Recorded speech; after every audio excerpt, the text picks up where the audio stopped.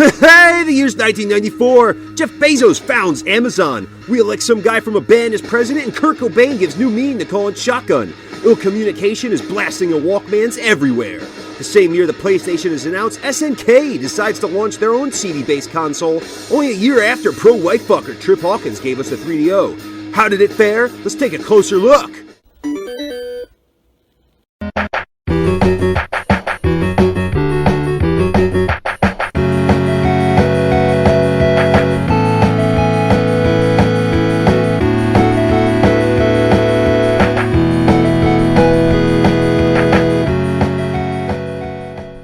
What's up, guys? It's the GameBro coming back to you. Today we're going to do something a little different in what I want to call Console Spotlight, Part 1 of our Neo Geo CD.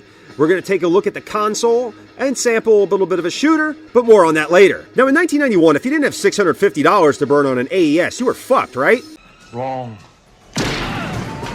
In 1994, late in the 4th gen of consoles, SNK would drop pretty much a CD version of the AES with the Neo Geo CD, launching at around $400. The games would cost between $50 to $80 and a controller instead of the arcade stick, even planning to convert all existing arcade games to CD. How could it go wrong? Well, I'm here to tell you about it. The first version released was a massive front loader that had load times as bad as a minute sometimes between scenes or play. The second version was a smaller top loader that, although planned to fix the load times, was put off for cost reasons. The CD-Z version was released only in Japan and featured a double-speed disk drive bettering the load times, but otherwise the same specs as the previous consoles. All three versions are region-free, which is great for the import crowd and can use the AES joysticks for that arcade-like feel. Unfortunately, the CD console was not upgraded for the cutting-edge 3D shit that the 5th gen was about to fuck the world with, and in 3 years would be nailed to the cross like the 3DO and the Jaguar. Not to say that there weren't great titles with Puzzle Bobble, Metal Slug, and the reason you buy a Neo Geo CD, Polestar, but there wasn't anything like Mario 64, Halo, or Grand Theft Auto to make every 9-year-old want to fuck bitches, save the princess, or even buy the same football game that hasn't changed since their mom won a game of pregnancy roulette. Almost 30 years later, the Neo Geo CD is highly collectible, sought after, and features some of the best 2D arcade ports of the time. So now we've had our little stroll down the LA freeway, let's see if the glove fits with our first look at Ghost Pilots. So basically a middle finger to Capcom's 1940 series, albeit up its own ass. Ghost Pilots was developed and published by SNK and first released on arcades in 1991, but what we're looking at here today is the CD release that hit shelves March 17th, 1995. It's a vanilla 2-player capable, vertically scrolling shooter that was previously released on the AES as well. In no way is this a good, great, or fuckable shooter for the console, but for content to fill a review, it'll have to do. Like, I don't think Mary Steenburgen wants to fuck Ted Danson, but it happened, and for some reason carries on even though she could do way better. And you damn well know that GameBro would put her through the drywall, but either way, better things to come. Let's slide into the plot. I got places to be and strange to rearrange. Again, basically from the 1940s timeline, you play one of two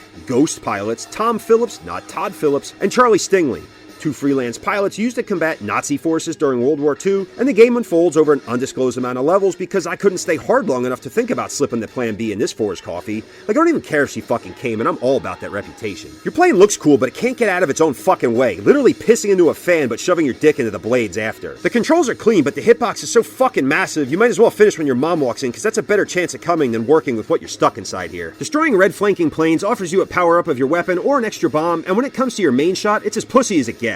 Every time you die, it's back to square one. Convince her to cheat, get the HJ, regret, and back to snap picks. Enemy patterns are unpredictable, and if you're playing on a new TV, well, fuck you, because enemies are all over, hit you, come back, and hit you from the sides just as they appear. The enemies look World War II appropriate with the propaganda, but you get the idea that blonde hair and blue eyes are what's up. The bosses just look like larger versions of the smaller enemies and take forever to kill, but the GameBro is always up for a challenge. If there's unlimited continues, but that seems like more of a penalty here, as no question that this is what Cobain was playing before calling the front seat. Visually, it's not too bad with no slowdown other than a pause before the boss battle, but level variety is repetitive and common like the soundtrack, which fucking sucks and isn't worth sliding into. The difficulty is more of a pain in the ass than anything and leaves you with the question, is there more to life than feeding it into this girl that lost the V-car but hasn't had the hymen torn yet? With how much it sucks to deal with the load times, Ghost Pilots is not a good pickup and play, nor does the replay value rival the hotness of its name, but when it comes to collecting, does hold a place in the Neo Geo CD library and garners over $100 price tag if you want it stateside. I mean, Ghost Pilots is like an instant regret fuck. Not even a few minutes in, you're like, fuck, what am I doing? She's this fat and gonna go cowgirl the whole time? This is how I fucking die? There's no way you keep it up. And because you're a dude, you don't have the luxury of faking it. Fed up with the ramen noodle fucking, and I'm not talking about that new hipster shit, you just pull your shit out, grab your clothes, and leave. And because she wasted my fucking time, I swipe her Metro card and kick her cat on the way out. Ugh, fuck! Her mom is so gonna pay for this tomorrow. Anyway, guys, hope you liked the vid. Be sure to like, comment, share, subscribe, hit that fucking bell button if you want all my notifications. Hope you like part 1 of the Neo Geo CD Spotlight. Next week we get into something a little bit better in the way of shooters, building up to part 3 that you damn well know is gonna, be another little alimony payment for you. Or me. Again. Until next Tuesday, I've been the GameBro, and I'm out.